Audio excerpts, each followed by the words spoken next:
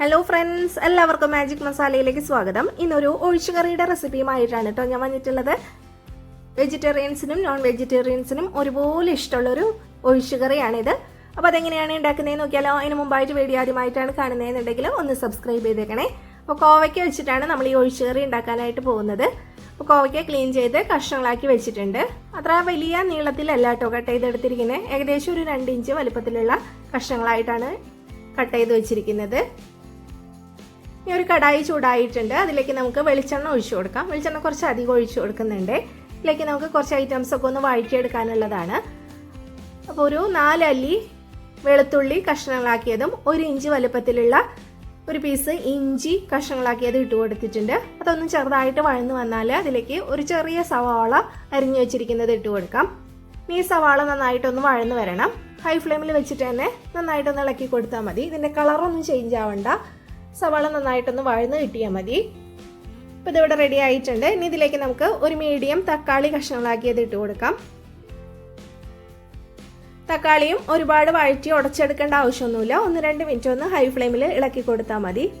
തക്കാളിയുടെ പച്ച ടേസ്റ്റ് ഒന്ന് വിട്ട് കിട്ടിയാൽ മതി. തക്കാളി ഇവിടെ റെഡി ആയിട്ടുണ്ട്. ഇനി നമുക്കിതെല്ലാതും കൂടിയിട്ട് ഒരു പ്ലേറ്റിലേക്ക് കോരി മാറ്റാം.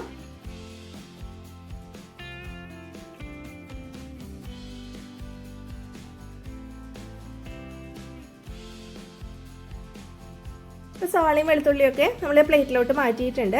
ഇനി എണ്ണയിലേക്ക് നമുക്ക് കോവയ്ക്ക ഇട്ട് കൊടുക്കാം. എണ്ണയിൽ നന്നായിട്ടൊന്ന് വഴറ്റിയെടുക്കണം.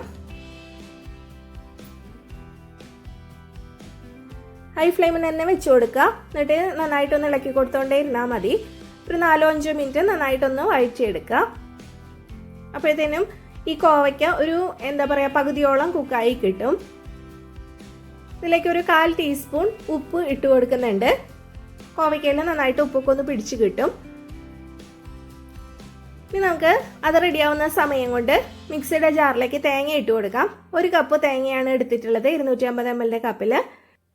ഇതിലേക്ക് നമുക്ക് മുളക് പൊടി ഇട്ട് കൊടുക്കാം. 1.5 ടേബിൾ സ്പൂൺ മുളക് പൊടി ഇട്ട് കൊടുത്തിട്ടുണ്ട്. 1/4 ടേബിൾ സ്പൂൺ മഞ്ഞൾപ്പൊടിയാണ് ഇട്ട് കൊടുക്കുന്നത്.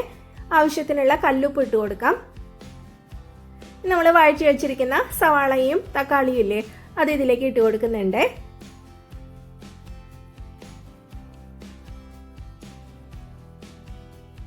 ഇനി ഇതിലേക്ക് നമുക്ക് ആവശ്യത്തിനുള്ള വെള്ളം ഒഴിച്ചു കൊടുക്കാം. 1 കപ്പ് വെള്ളമാണ് ഒഴിച്ചു കൊടുക്കുന്നത്. ഈ സവാളയും തക്കാളിയും വഴിച്ചെടുത്തത് മുഴുവനായിട്ട് തണുത്തിട്ടില്ല കേട്ടോ, ചെറിയൊരു ചൂടുണ്ട്. അപ്പം ആ ചൂടോട് കൂടിയിട്ടാണ് ഇതിലേക്ക് ഇട്ട് കൊടുത്ത് അരച്ചെടുക്കുന്നത്.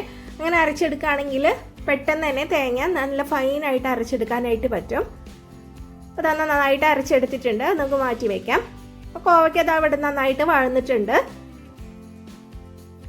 കഴിച്ചു നോക്കുമ്പോൾ ആ പച്ച ടേസ്റ്റൊക്കെ ഒന്ന് വിട്ടിട്ടുണ്ട്. ഇനി നമുക്കിതിലേക്ക് ഈ അരപ്പ് ഒഴിച്ചു കൊടുക്കാം. ഇനി മിക്സിയുടെ ജാറിലേക്ക് കുറച്ച് വെള്ളം ഒഴിച്ചിട്ട് അതും കൂടി ഇതിലേക്ക് ഒഴിച്ചു കൊടുക്കുന്നുണ്ട്. ഇപ്പോൾ ഒരു 2.25 കപ്പ് വെള്ളമാണ് ഒഴിച്ചു കൊടുക്കുന്നത്. 2.25 കപ്പ് വെള്ളം ഒഴിച്ചു കൊടുക്കുകയാണെങ്കിൽ നമ്മൾ ഇത് കുക്ക് ചെയ്ത് വരുമ്പോൾ കറക്റ്റായിട്ട് പാകത്തിന് ഗ്രേവി ആയിട്ടുണ്ടാവും. ഇതിലേക്ക് കുടംപുളിയാണ് ഇട്ട് കൊടുക്കുന്നത്. ഞാനിപ്പോൾ ഒരു 2 പീസ് കുടംപുളിയാണ് ഇതിലേക്ക് ഇട്ട് കൊടുക്കുന്നത്. കുറച്ചൊരു പുളിരസമൊക്കെ വേണം ഈ കറിക്ക്, അപ്പോഴാണ് ടേസ്റ്റ് ഉണ്ടാവുക. ഇതിലേക്ക് ഒരു 3 പച്ചമുളക് നടുകെ കീറിയതും കുറച്ച് കറിവേപ്പിലയും ഇട്ട് കൊടുക്കാം.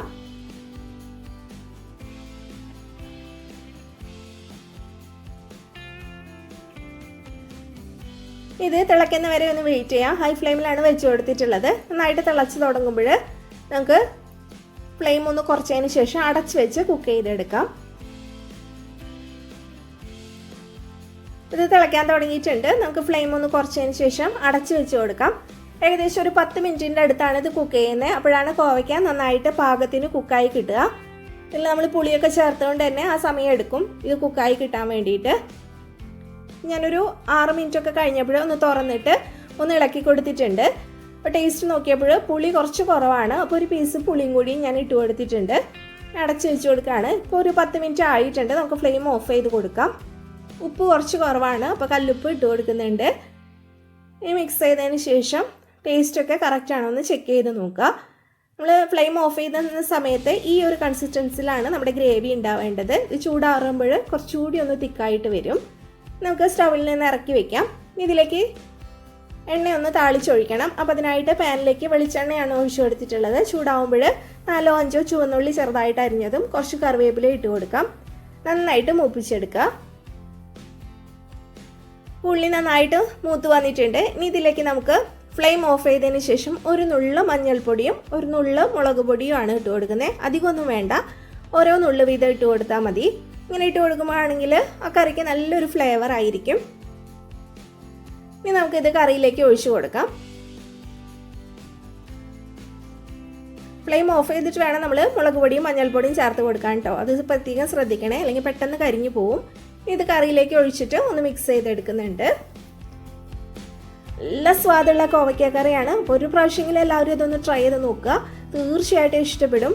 വീഡിയോ ഇഷ്ടപ്പെട്ടാൽ ലൈക്ക് ചെയ്യാനും ഷെയർ ചെയ്യാനും മറക്കരുത്. അതുപോലെ ട്രൈ ചെയ്ത് നോക്കിയിട്ട് ഫീഡ്ബാക്കും കൂടി അറിയിക്കണേ. താങ്ക്